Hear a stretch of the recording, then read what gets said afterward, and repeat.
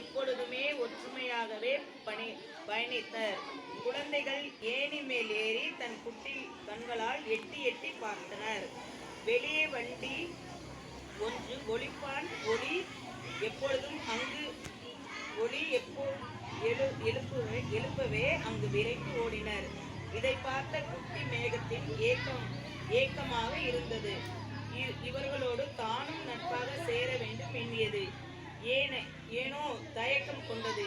அப்பொழுது எதிர்பாராமல் சற்றென்று சின்ன சின்ன மலை துளிகள் விழுவே ஐயோ என்று ஐவிரர்கள் தாளம் தட்டினர்.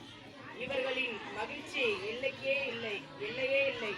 குட்டி மேகமும் இவர்களோடு இணைந்து பயணிக்க எண்ணித்தானே முன்வந்து வானவில்லோடு நட்பாயிற்று. இது என்னன்னா வானத்துல 7 நண்பர்கள் எப்பொழுதுமே என்னது வானம் பார்த்துருக்கீங்களா?